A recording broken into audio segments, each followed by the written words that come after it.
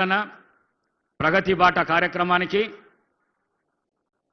పరిగి పట్టణంలో ఇంత పెద్ద బహిరంగ సభ ఏర్పాటు చేసుకున్నాం। ఈ కార్యక్రమానికి పెద్దలు స్థానిక శాసనసభ్యులు డాక్టర్ రామ్మోహన్ రెడ్డి గారి అధ్యక్షతన ఈ కార్యక్రమం జరుగుతున్నది। దీనికి ముఖ్య అతిథులుగా విచ్చేసిన మన రాష్ట్ర ముఖ్యమంత్రి గారు గౌరవనీయులు శ్రీ రేవంత్ రెడ్డి గారు, మరి అదే విధంగా మన జిల్లా ఇన్ఛార్జ్ అయిన మంత్రి గౌరవనీయులు దుద్దిల్ల శ్రీధర్ బాబు గారు, మరి గౌరవనీయులు ఎమ్మెల్యే టి ప్రకాష్ గౌడ్ గారు, శ్రీ కాళీ యాదయ్య గారు, శ్రీ మనోహర్ రెడ్డి గారు, ఎక్స్ ఎంపీ గౌరవనీయులు రంజిత్ రెడ్డి గారు, డిస్ట్రిక్ట్ ప్రెసిడెంట్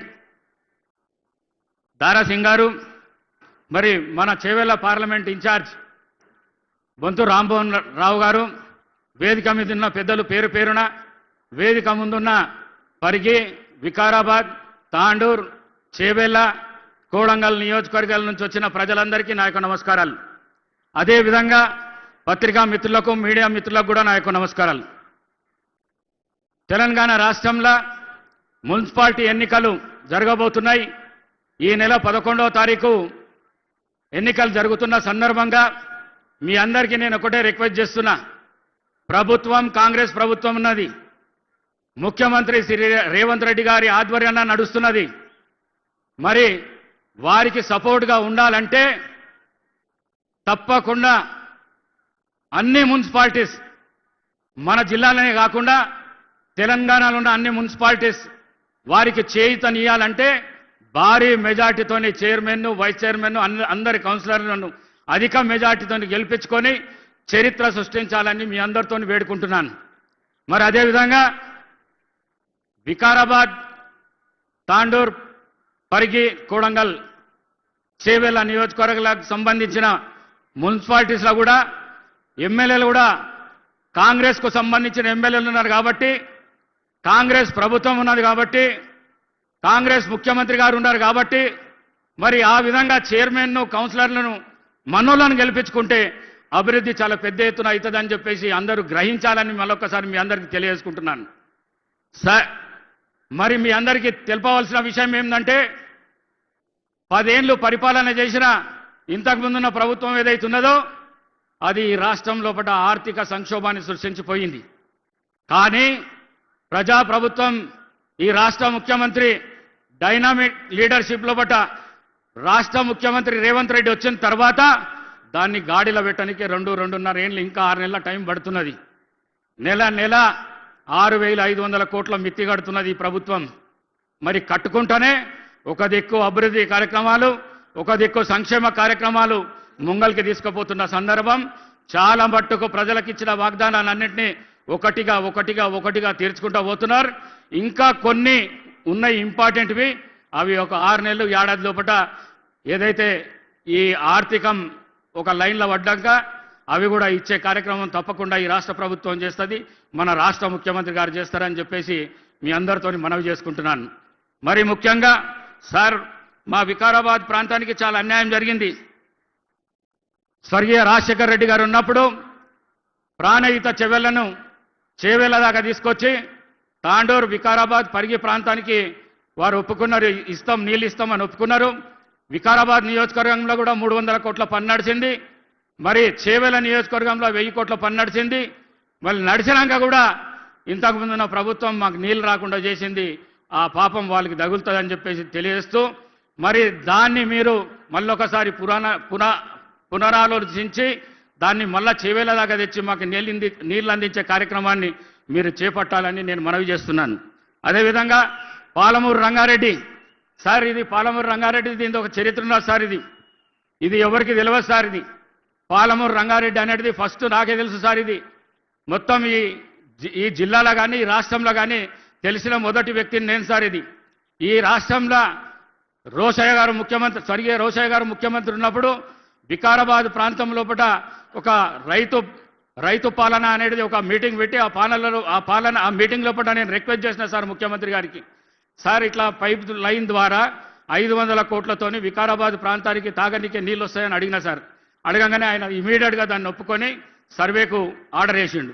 దాని తర్వాత రంగారెడ్డి జిల్లాలో ఉన్న రిటైర్ ఇంజనీరింగ్ ఫోరం వాళ్ళు వచ్చి మా దగ్గర పవర్ పాయింట్ ప్రెజెంటేషన్ ఉన్నది, దీనికి మొత్తం కథ చరిత్ర అంతా తెలుసు అన్నాక మన మాజీ ముఖ్యమంత్రి గారు శ్రీ చెన్నారెడ్డి గారి పెద్ద కొడుకు రవీందర్ రెడ్డి గారి నేతృత్వంలో వాళ్ళ ఇంట్లో పవర్ పాయింట్ ప్రెజెంటేషన్ ఇచ్చిన తర్వాత మరి మాజీ ముఖ్యమంత్రి కిరణ్ కుమార్ రెడ్డికి చూపించిన తర్వాత 7 కోట్ల రూపాయలు దానికి సర్వే కోసం ఇచ్చింది సార్, డిపిఆర్ కోసం. అయితే దాని ప్లానింగ్ వేరే ఉన్నా సార్. ఈ మన జూరాల ప్రాజెక్టు బ్యాక్ వాటర్ ఏదైతున్నదో ఆ బ్యాక్ వాటర్ను లిఫ్ట్ చేసి మాజీ మంత్రి శ్రీ కమతం రామరెడ్డి గారి బోరు ఆ మమదాబాద్కు తీసుకొని వస్తే మమదాబాద్ రంగారెడ్డి జిల్లాలో హయ్యెస్ట్ ప్లేస్ సార్ అది. ఆడికి లిఫ్ట్ ద్వారా తీసుకొచ్చి ఆడికెళ్ళి గ్రావిటీ ద్వారా రంగారెడ్డి జిల్లా మొత్తము, మహబూబ్ నగర్ జిల్లా కొంత ప్రాంతము, నల్గొండ జిల్లా కొంత ప్రాంతము నీళ్లు తాగునీరు సాగునీరు ప్రవహించే ఆస్కారం ఉండే సార్. కానీ ఇంతకుముందున్న ప్రభుత్వ పెద్దలు దాన్ని మొత్తం తీసేసి ఆ బ్యాక్ వాటర్ తీసేసి చక్కగా శ్రీశైలం తీసుకుపోయి చేసిండు సార్. ఆ నీళ్లు కూడా మాకు రాకుండా చేసిండు సార్. ఆ పాపం కూడా వాళ్ళకి తగులుతుంది సార్. దాన్ని కూడా పునరాలోచించి మీరు మాకు వికారాబాద్ వచ్చి ఈ నీళ్లు ఆ నీళ్లు తీసుకొని వస్తే మా 3 నియోజకవర్గాలు సస్యశ్యామలం అవుతాయి సార్. మా రైతులు వర్షాల మీద పంటలు పండించుకుంటా బాధలో ఉన్నారు సార్. ఇది ఒకటి మీరు ఆలోచించవలసిన విషయం ఉన్నది సార్. అట్లనే మాకు అనంతగిరి హిల్స్కు టూరిజం డెవలప్మెంట్ కోసము 1000 కోట్లతో ఎంఓయూ చేసింది సార్ మేఘా కృష్ణారెడ్డి కంపెనీతోని. అది త్వరగా ప్రారంభించేటట్టు కొద్దిగా ప్రయత్నం చేస్తే అది ముందరికి సాగుతుంది సార్. అట్లనే మీరు ఒక మొన్న బ్రహ్మాండమైన విషయం చెప్పారు సార్ నాకు, మహేందర్ రెడ్డి గారి ఫ్యాక్టరీ ఓపెనింగ్ రోజు. స్పీకర్ సార్, మీ అనంతగిరి గుట్టను టెంపుల్ టూరిజంగా డెవలప్ చేస్తా, నేను చాలా పెద్ద ఎత్తున చేస్తా అని చెప్పింది సార్. అది తప్పకుండా చేయాలని మీతో కోరుకుంటున్నా సార్. టెంపుల్ టూరిజం అంటే చాలా పెద్ద విషయం సార్. అది కోట్లాది రూపాయలతో కూడుకున్న విషయం సార్. మరి ఇప్పుడు కష్టాలల్లో రాష్ట్ర ప్రభుత్వం ఉన్నా కూడా మాకు ఇంత పెద్ద మాట ఇచ్చినందుకు మీరు మరొకసారి మీకు ధన్యవాదాలు తెలుపుకుంటున్నాను సార్. అట్లనే తమిళనాడులో ఉన్న సద్గురు జగ్గి వాసుదేవ్ గారు మన తెలంగాణ ప్రాంతానికి వస్తున్నారని తెలిసింది సార్. ఆ విషయం కూడా మీరు చెప్పాను సార్. మీరు షాబాద్ లోపల ఇస్తామంటున్నారు. షాబాదు ఇప్పటికే కోట్లాది రూపాయల లోపల ఎకరం నడుస్తున్నారు సార్. మా వికారాబాద్ పట్టణం లోపల 1 కోటిన్నర 2 కోట్ల లోపల ఎకరం ఉన్నది సార్. 1000 ఎకరాలు ప్రభుత్వ స్థలం ఉన్నది సార్.